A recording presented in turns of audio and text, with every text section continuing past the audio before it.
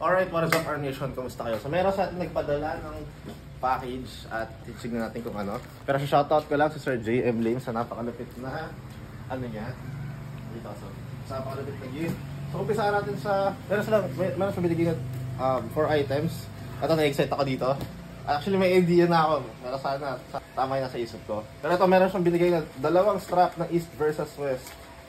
So JM Lim, salamat sa na-appreciate ko yung mga ganitong gift. So ito.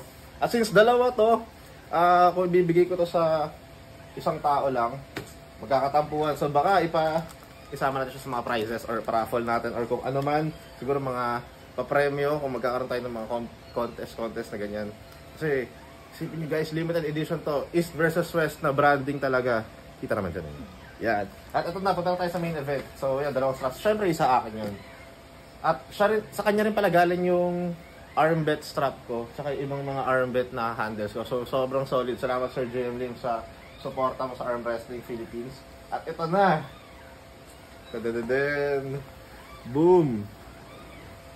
Guys, East versus West. Tama nga.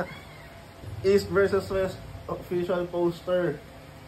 At ito na yung main event nila. Yung history na laban. Ay, yung historical na laban ni Devon and Levan. At ang pinakamalupit dyan guys, hindi ko alam kung legit. Oo nga. Legit na meron pirma si Levan at si Devon. What is up, man? History to guys. Napakalupit. Hindi ko alam kung anong value na ito, pero guys, pirmado talaga nila. Kahit ka kay Devon lang eh. Di ba? Sobrang solid na eh. What more meron pa kay Levan. So, tingnan natin yung isa. Wait lang. Hindi ko pa alam kung saan ko ilalagay ito. At ako'y medyo na-overwhelm. At isa pang malupit. Uy! Boom! Isa pa sa mga main events guys. Yung complete line-up. Sobrang HD niya. Ay, hindi kayo maniniwala guys. So, kita ba to? Close up mga sa mga pirma. Boom! Boom! Lahat sila. Lahat ng athletes na naglaro, guys, may pirma. Each athletes. Isa sa mga mabibigatan na line-up to, guys. Kompleto sila Schoolboy, Hermes. Grabe to. Sir JM Lim. Hindi ko alam kung ano nilalala ko, pero sobrang salamat dito at na-appreciate ko siya. At yun nga, sige, 2 naman tong strap natin.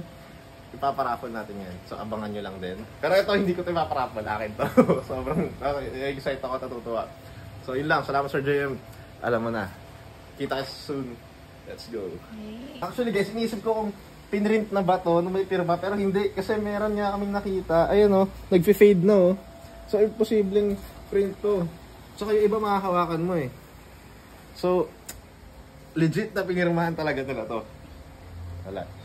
Hindi ko ito ipaparaffle.